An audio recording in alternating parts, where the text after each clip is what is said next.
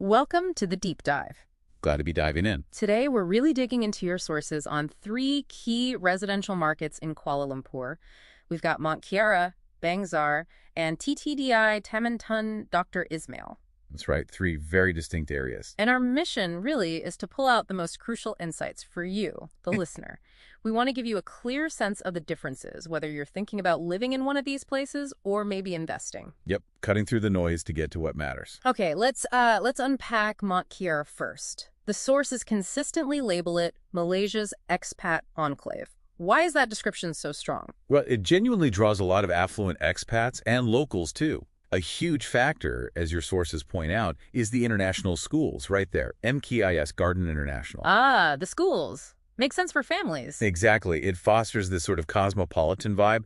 Property-wise, it's mostly luxury high-rises, condos with all the bells and whistles, resort facilities. But you can find some very exclusive landed houses, too. So performance. What are the sources saying about returns for investors? Yields, growth? They paint it as a pretty stable, mature market. Demand is quite consistent, tied heavily to that expat group. Rental yields, generally you're looking at about 4-6%. Okay, 4-6%. But, and this is a key takeaway from the material, it varies quite a bit. Some of the newer projects like Mont Kiara 163 that's mentioned are showing much higher yields. I think 9, maybe even 11%. So it's not one size fits all. Interesting variance. And capital growth. How's that look? Generally steady. Now, there was a dip in 2020, about minus 7.8% overall, but that was really in line with the wider market slump then. Right, that affected many areas. It did. But again, you see outliers. Specific projects did really well despite that. Residency 22 saw, 7.28% growth? And Icon Residence had significant appreciation, around 40% from launch up to 2017, according to one source.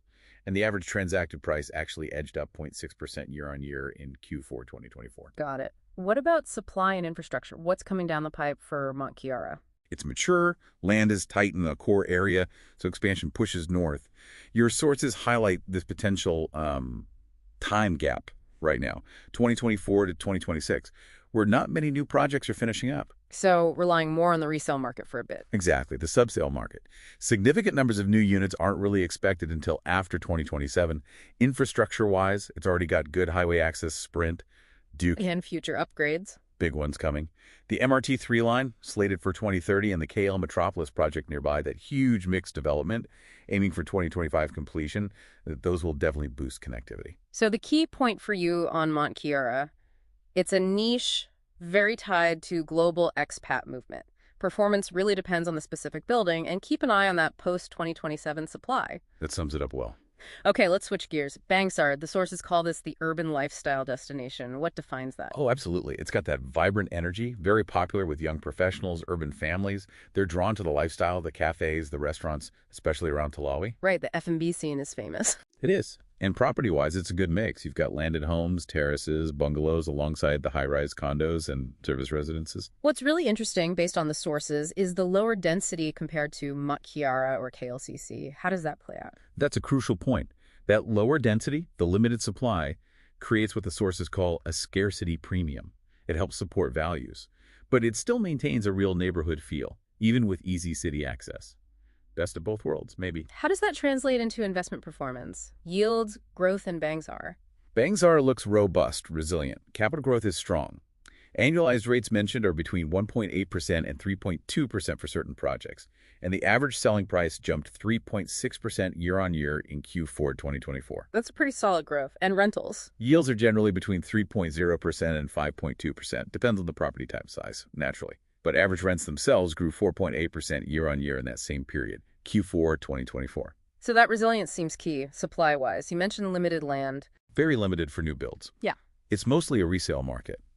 And the sources agree that constraint is a major factor underpinning its value long-term. Infrastructure. Already excellent. LRT, MRT connections are there. The upcoming MRT3 will just make it even better connected. Okay, so the essential takeaway for Bangsar for you. Strong potential for long-term capital growth thanks to that limited supply and proven resilience. But, like Mont Kiara, it's segmented.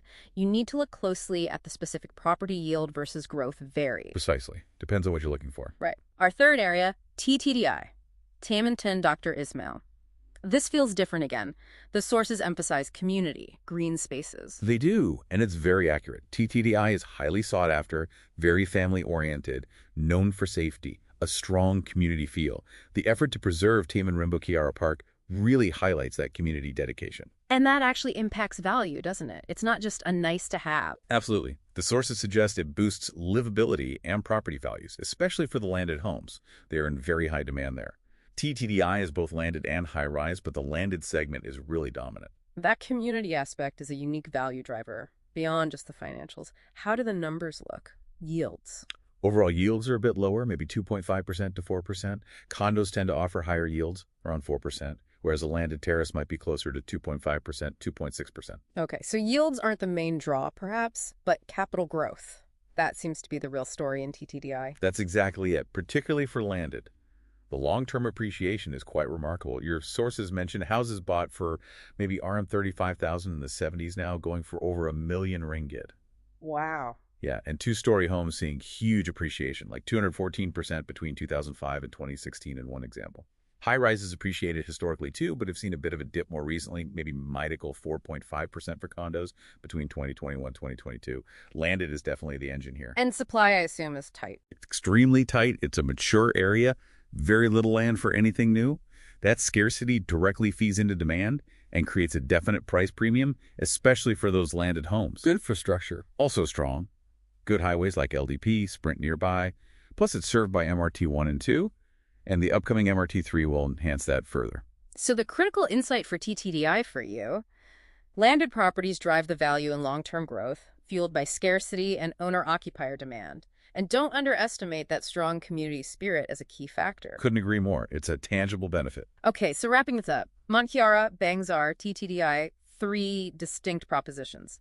Mont Kiara, for that expat-focused luxury, potential yield plays in specific spots. Bangsar offering resilient urban living with strong capital growth potential, driven by that limited supply. And TTDI really standing out for its landed property growth and that unique family-centric green community feel. And underpinning all this, you have Malaysia's generally positive economic outlook, government support, plus these big infrastructure plays like MRT3 and KL Metropolis. Right, which should support appreciation potential across these areas, though, as we've seen, the impact will likely differ based on each area's specific dynamics. Definitely nuances matter here.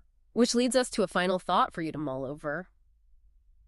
With all this enhanced connectivity coming from projects like MRT3 and KL Metropolis, how might that fundamentally shift the resident profiles, the demographics, and even the lifestyle appeal of these already distinct neighborhoods in the longer run? That's a really interesting question to ponder. How does better access change the character of a place? Something to think about. That's all for this deep dive.